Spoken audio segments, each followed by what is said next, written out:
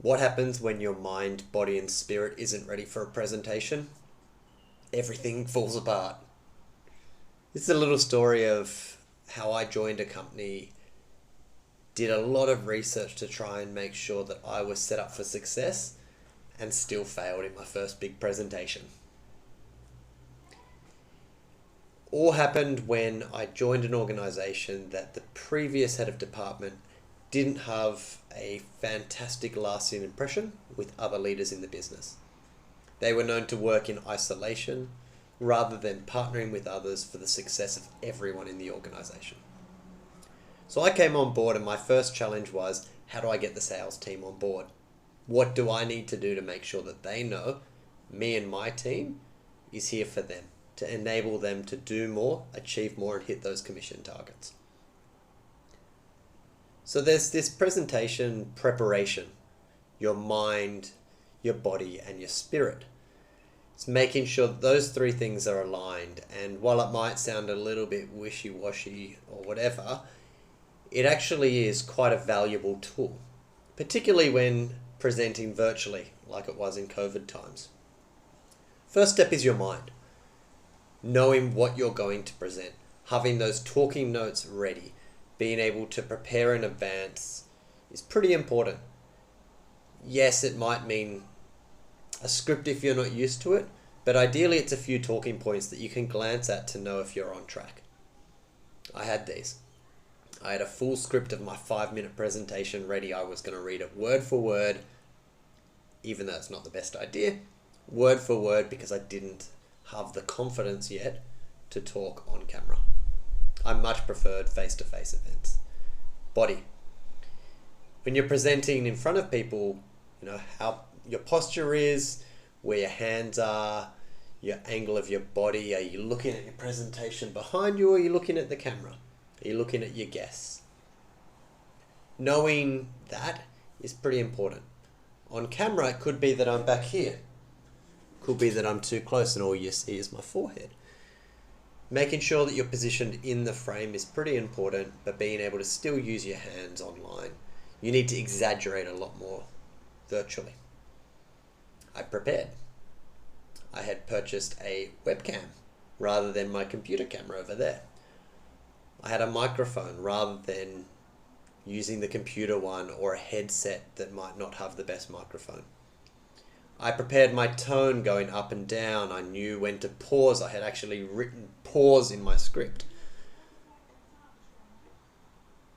So I had my mind. I had my body. Now the spirit. That is making sure that I was ready. I wasn't breathing too much. I wasn't freaking out. I had done some breathing exercises where you breathe in, you hold it, then you let it out. Box breathing. You do that a few times, you're not so stressed, your sweat marks might not show, but you're ready. Some people do rhymes. Some people sing a song to themselves. Some people just breathe. So when you have your mind, body, and your spirit, your controllables, under wraps, you're probably going to have a great presentation. You know what you're talking about. You're going to look adequate doing it, and you're not going to freak out. Those are controllables. Your environment, your body, essentially your environment. Things you can't control, well, good camera, perfect. Microphone, perfect. Internet, perfect. Most of the time. So when it was my turn to jump on the call, listen to this conference, quarterly conference, I was there. I was the first time someone in my department had been invited back in a very long time. I knew a team of salespeople were waiting to hear me speak, and I was listening to my previous presenter talk and learn more about the company. I'd been there a few weeks at this stage. So just before it was my turn to speak, the unthinkable happened. My internet died. Crashed completely.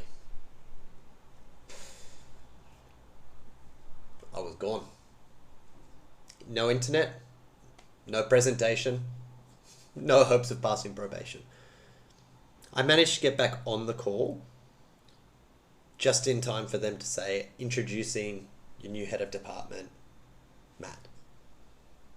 I gave what I thought was a fantastic presentation. I'd only done 3 slides. Easy enough. Talked about all my promises, all the things that we needed to work on, how we're going to do it together, and how we're all going to succeed as a team. Looked up halfway through my presentation at my screen. Everyone was frozen. I'd spoken my whole presentation and everyone was frozen. Their internet must have dropped out. Nope. My internet dropped out again.